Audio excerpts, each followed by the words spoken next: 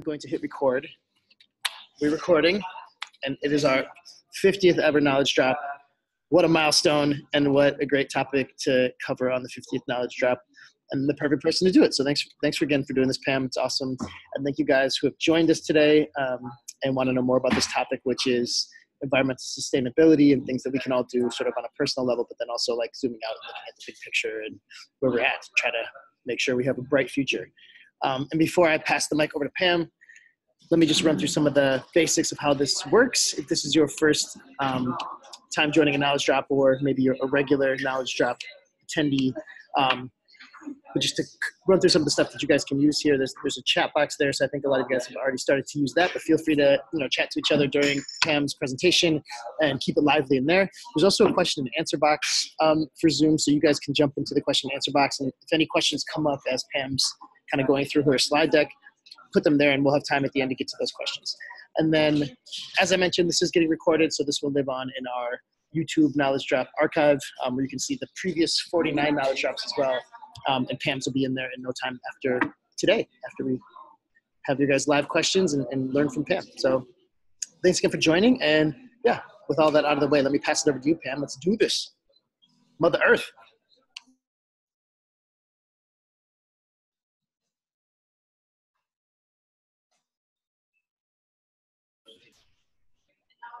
Lovely. I can hear some birds, which I like. Oh, just shared the wrong one. Hold on a second.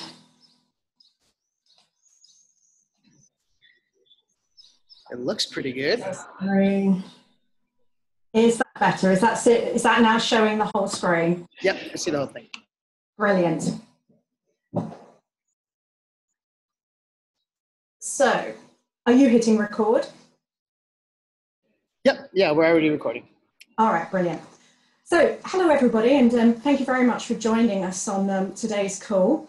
My name is Pam, as you probably already realised, and I've just realised it is pretty much about approximately 2 years since I actually completed my remote year, and it's almost to the day that I finally got back to the UK.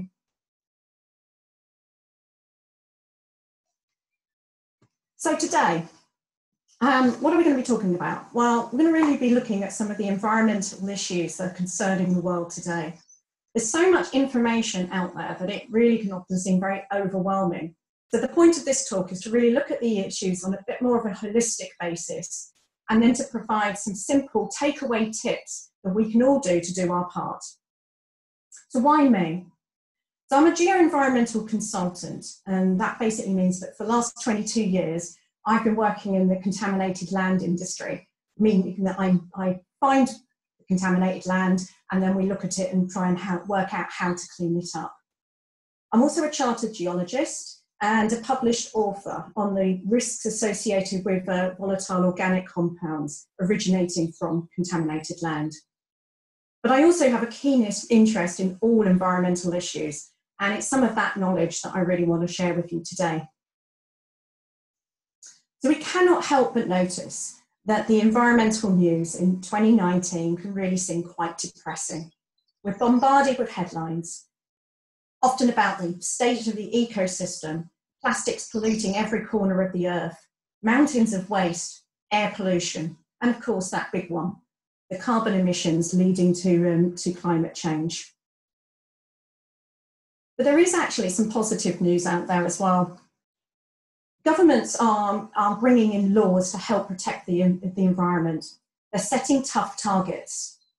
But also, the electorate is voting more and more for green representatives, which means that governments now have to focus more and more on environmental issues. And as we can see later, this is going to be an important first step. So the diagram in front of us provides just some of the environmental pressures that are causing problems at the moment. We've got the big ones, as we've already discussed, the climate change, the plastics within our oceans, but there's other environmental problems as well. Now, these might not be quite as well known, but they can be things like the increasing demands that we put on our limited resources, including things like water. We've got things like air quality that's entering the news, the fact that in many of our cities that is deteriorating.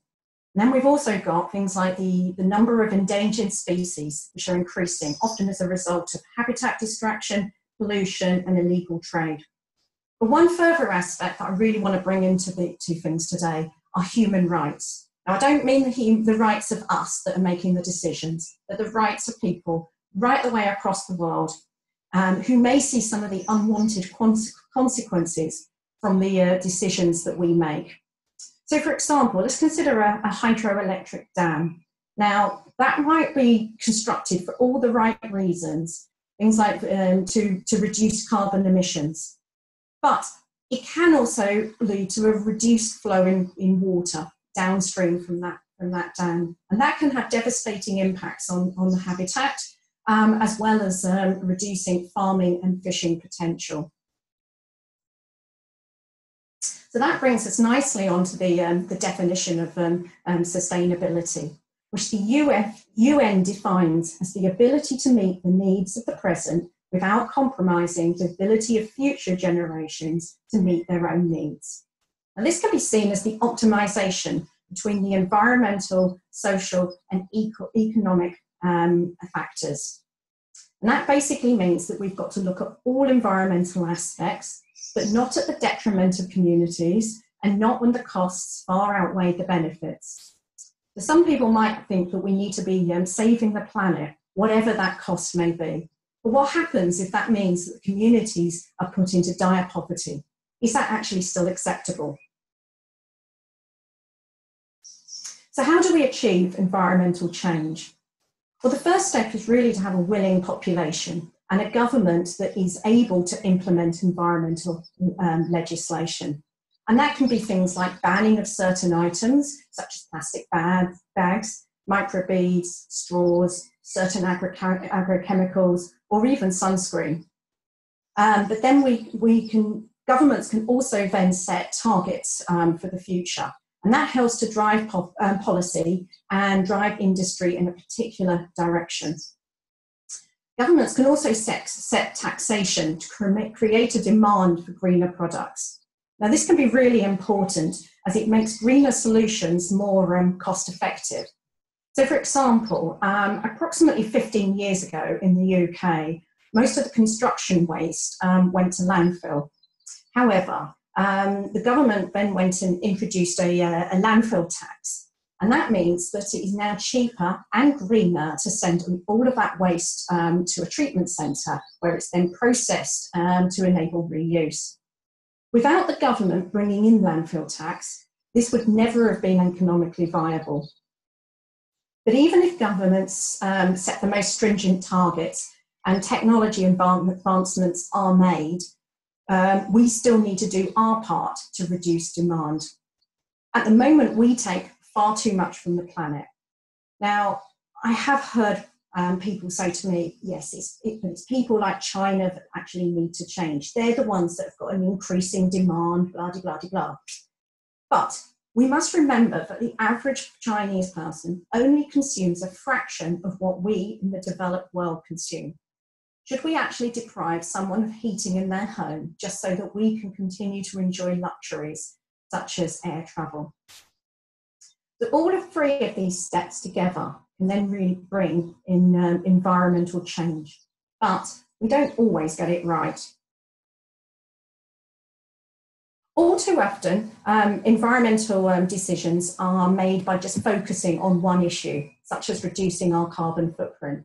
But sometimes, just by focusing on that one aspect can lead directly to other environmental problems. So, for example, from the early 2000s in the UK, company cars were taxed based on CO2 emissions. Now, diesel cars generally have lower CO2 emissions than petrol cars, and this led to an increase of diesel cars on the roads. But diesel emissions include high levels of particulates and high levels of this group of contaminants called NOx. Now, both of those cause air pollution. And what has happened is that in London and other UK cities, we now have substandard air quality, which can lead to then breathing difficulties and premature deaths. But just as you start thinking that we need to be all driving electric cars, there are still problems. Electric cars are not carbon free. All they do is just displace that production of greenhouse gases to the power station. Now that is fine if that's a renewable source, but that's rarely the case at the moment. Other problems are that the pollution caused by the mining of the metals for the batteries. Pollution associated with that mining often happens in the developing world, which is out of sight and out of mind of us, the consumers, in the developed world. Now, as technology improves, battery life will get longer, and these issues will actually become less significant. But at the moment, we should not think that by driving an electric car, we are not contributing to the environmental problems. The last issue here, listed here, is concerning the definition of renewable energies. And it's worth noting that burning of biofuels, such as wood pellets, is included as a renewable energy source. But they still produce greenhouse gases. So not all renewable energy sources are carbon neutral. Nuclear power, on the other hand, is generally carbon neutral, but obviously has other detrimental environmental consequences. So one of the key messages I want to try and get over from this presentation is about reducing our demand on the Earth's resources.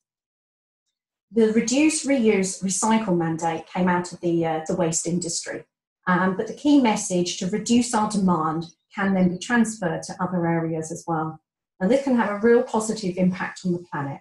And it's something that everybody can do, and we don't have to worry about whether we're actually making the right decision or not. It's not going to sort all environmental issues out. We still need the government to do their part, and we still need greener technologies to be made more attractive. But it will be a good start. Now, before we look at some of the specifics, I would like to mention the work that Ellen MacArthur is doing. Ellen MacArthur broke the world record in 2005 for the fastest solo circumnavigation of the globe. And during that time, her observations on the quantities of plastic in the ocean led to her to start the Ellen MacArthur Foundation. Now, she is working to try and change how we view the manufacturing process. And at the moment, everything is designed with the end point being that a waste is going to be generated. We take, make, use, dispose, and then pollute. By changing how products are manufactured, we can then enter a circular economy instead. And if products can be easily dismantled, once they reach the end of their life, they can then easily be made into something else, i.e. a circular economy and not a linear one. Going forward, I really think that this is going to make a real difference in how we operate with some very key environmental benefits. So in the next part of the talk, I want to look at some of the main environmental challenges and what we can do to reduce our demand. And the first one, as we've already discussed, the big one, climate change. Now, I'm sure all of you are aware climate change is caused by the release of greenhouse gases such as methane and carbon dioxide. And that can end up resulting in more frequent extreme weather events, melting of the glaciers, and rising sea levels, amongst many other things. We need to therefore reduce our carbon footprint by changing to more renewable energy sources and also looking at reducing our energy consumption. And there are 4 particular areas that need consideration. And these are electricity generation, heating, transportation, and then industry. So with respect to the energy generation, we need to have a good look at where we are at the moment and look about how far we've still got to go. So a few statistics. We'll start with the one on the left-hand side. And what that one does is give us an indication of the share of energy from renewable sources in the EU member states. Now, as you can see, Sweden leads the pack and produces more than 50% of its energy from renewable sources. whereas the United Kingdom is way down the far end and only produces a little over 10%. Now, this may surprise some people from Britain because we all believe that it's a figure of 30%, which is being quoted in the media at the moment. But this is where it's worth understanding exactly what statistics mean. Now, the 30% value relates directly to just electricity generation, whereas the 10% value, which is given in the chart above, also includes heating and transportation in there. And that's why you're getting the two different values. So just to be looking at the graph on the top right now, and that shows the growth in electricity generation from renewable sources in the UK. And as you can see, there has been a significant increase in the last decade. And in fact, in May, the UK went for a whole week without using coal for the first time since the Industrial Revolution. So there is some good news out there. It's just that we've still got quite a long way to go. Now, the last chart shows the electricity generation in the US. In 2018, the US generated approximately 17% of its electricity from renewables, but they still rely very heavily on coal, and over 27% of the electricity is still generated from coal sources. So just two further important charts before we move away from the statistics. The first in the top left shows the energy demand of the average individual living in each region of the world. Now, the figures only go up to 2004, and I'm sure there's been some real significant changes since then, particularly in Asia and South America. But essentially, what's of note is that people in North America, Europe, and Australia use significantly more energy than people from other regions of the world. But there's still quite a substantial difference between different developed countries. In Japan and Germany, for example, the energy consumption rate is approximately 6 kilowatts per person. In the US, it can be as high as 11.4 kilowatts. This compares with developing countries such as India, where the per person rate is closer to 0.7 kilowatts. Our last chart shows the targets that have been set by the EU for primary energy consumption.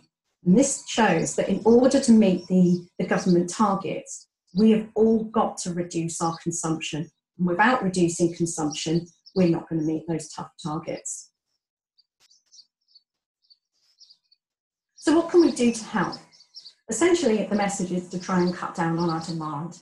With respect to transport, we can try and use public transport as much as possible, and even consider taking the train instead of the plane. We can also consider taking direct flights. More energy is consumed during takeoff and landing than during the actual transit. So if we can just take one flight instead of two, that can start to make a difference. Also reducing car journeys, and in particular those short car journeys where we could walk instead of getting into a car. And that they are particularly important because in those cases the car engine has not had a chance to warm up, and cars emit more CO2 and consume more fuel when they are cold. We can also change how we drive. We can limit the amount of hard accelerating and braking. This can improve things because that just wastes the energy. With respect to your home and lifestyle, we can consider turning down heating and in particular air conditioning. And also, once we leave the house, consider turning that off. You don't need a cold room to walk back into. It doesn't take that long to re-cool the room down. We can do other things, such as turning off lights and other electronics. We can use energy efficient light bulbs. But the two others at the bottom there, we can consider keeping products for as long as possible, and also looking at eating less meat and dairy. And one last little thing on food there, we can also consider to cut down on the air miles of food as well. So that can be things like fruit that is out of season. But just bear in mind that fruits with hard skins, something like a banana or a mango, may be coming in via a boat, which isn't as drastic as putting it on a plane. So next, I just want to have a look at the waste industry. Now, this is highly dependent on where you live. In my particular area, practically all of the waste is now diverted from landfill. Landfill sites produce large quantities of gases and a cocktail of liquids known as leachate, and they are considered to be the least environmentally friendly option for disposal of our waste. Now, ideally, we need to all follow the reduce, reduce, recycle advice, but we're still likely to produce some waste, even if we are particularly diligent. For this, there can be other schemes, such as a waste to energy. Now, waste to energy is something that you may not know about, but essentially it incinerates the waste, but the energy from that is used to produce electricity, and the heat is then siphoned through to either heat people's homes or even greenhouses to grow food. Further materials can also be recovered post-incineration for reuse. Now, the burning of the waste does still produce greenhouse gases, but so does a landfill site. So what can we do as individuals?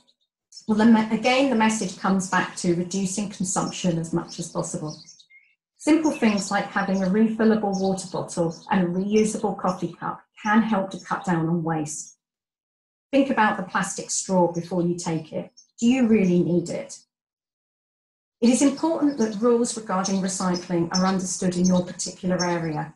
The success of a recycling plant comes down to how well the materials can be segregated so that usable product can be created. Now, it's worth noting that several products are composed of multiple materials, which means that they are very difficult to recycle. And these actually include coffee cups, where the cardboard is often coated in a thin layer of plastic, and those coffee pods that are all the rage at the moment, which contain plastic, metal foil, and coffee. Now, these types of waste need to be taken to a dedicated recycling point for that particular waste material and not included in general recycling. We've all heard about the problems of plastics in our oceans, and in particular the microplastics. Now, any plastic that is flushed down the drain, such as cotton wool buds and microplastics in shower gel, normally end up straight out at sea. Now, one of the key messages from this is please don't flush anything that's non-biodegradable down the drain.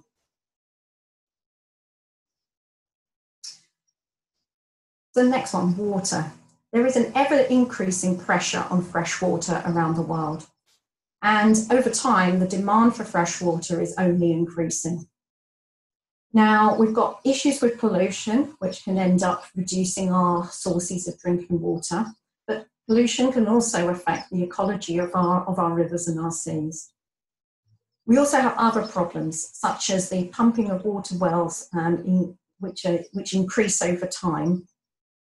And as a result, can lead to depleted aquifers or a process called saline intrusion, where saline water is pulled into the aquifer due to the over-abstraction. Rising seawater levels caused by global warming are only going to increase the scarcity of fresh water. Now, one solution that is often bandied around is the fact that we could actually get all of our water by desalination. However, it is worth noting that this is a very, very power-hungry technology, and that can lead to an increase in greenhouse gas emissions. So I live in one of the driest regions of the UK, and this may end up surprising a lot of people, as the word dry is not really normally associated with the UK. But statistically speaking, we have similar rainfall levels to Jerusalem. Now, it's quite common for us to have periods of weeks or even months without a single drop of rain. Now, our water company's slogan is "Love Every Drop." And over the years has had a very successful campaign to help everybody reduce their water consumption. Now, these simple steps include things like turning off taps while brushing teeth and washing fruit and vegetables in a bowl instead of under a running tap. Now, by doing this every day can lead to a build-up of and making a big difference over time. And another one for any gardeners out there is to really consider collection of rainwater in order to water your garden instead of using tap water. But the message is essentially wherever we are in the world, we can all help to save water. So while the majority of the talk has been about reducing our demand, I would like to remind everybody the remote year has partnered with Cool Earth, who are helping to offset carbon emissions and save the rainforests. This is one way of giving back and making up for the impact that we have on our planet. And so to close, I'd like to just talk about these two photographs that are on the screen in front of you. The photo on the left was taken by me in 1998, and it is a picture of Franz Josef Glacier in New Zealand. The photograph on the right was taken just a few years ago, and as you can see, there has been a drastic retreat in the glacier, and that is just in less than 20 years. Now, this is a stark reminder of the need that we need to act now. But I am actually hopeful for the future. I hope that we will look back and see that 2019 was when the world actually took the state of the planet seriously and started to make enough changes in order to save that planet. So that's the end of the presentation, and I'm sure we're going to be open now to questions, but also feel very free to reach out to me on Slack, Instagram, or LinkedIn. Okay, thank you. Woo! Thanks, Pam. That was awesome. Why don't you jump off a screen share and we'll go back to just our two faces on the call like we had at the beginning. That was great. And as Pam just said, if you guys have questions, put them in the Q&A box. We're almost at time, so we probably don't have time for too many, but I actually have a couple questions. You mentioned like water here towards the end a little bit more, and like that becoming like a major issue environmental wise. And I've heard people say that like, you know, they'd predict like the next like world war will be about water shortages and stuff. You seem to have a pretty optimistic outlook on the future when it comes to the environment. Like, do you worry about that? Or like, basically, I guess I'm asking like, what is your prediction for like the next? I worry about a lot of things.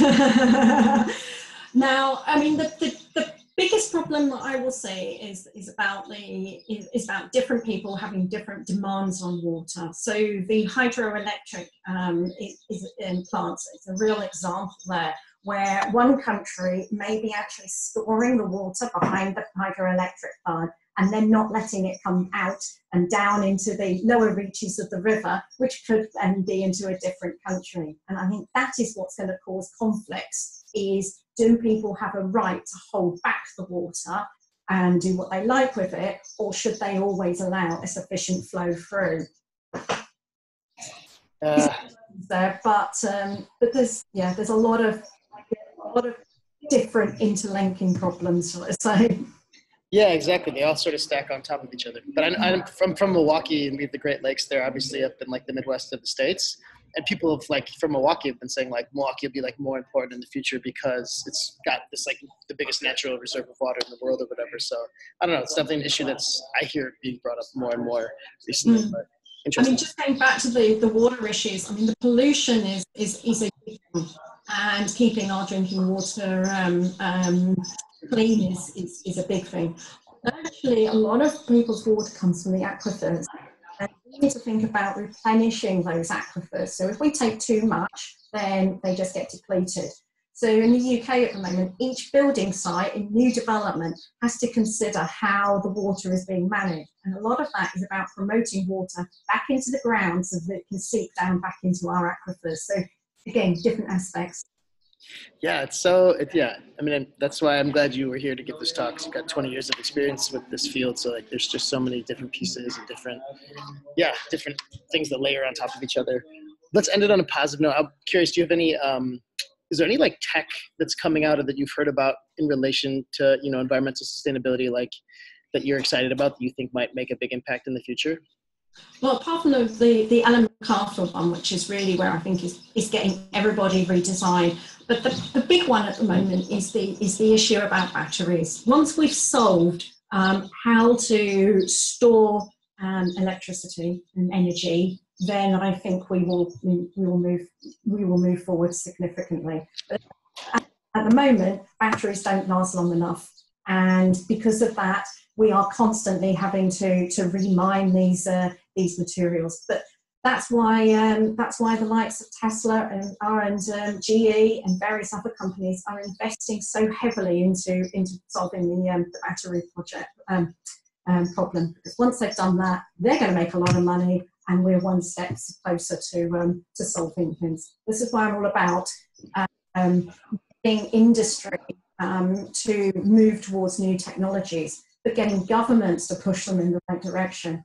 And so if they see that there is going to be a demand in the future, then companies don't mind investing. Yeah, and the governments and the free market have to work together towards, solutions that'll work for everybody.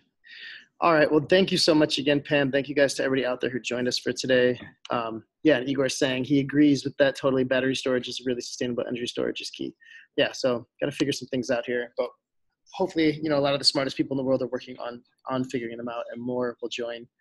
But yeah, thanks again, and thanks for being the guest of honor for the 50th Knowledge Drop. It's a very big day, very cool milestone to hit today for the nation. So thanks again, and we'll be back in 2 weeks with the next Knowledge Drop. Brilliant, thank you. Bye. Bye, guys.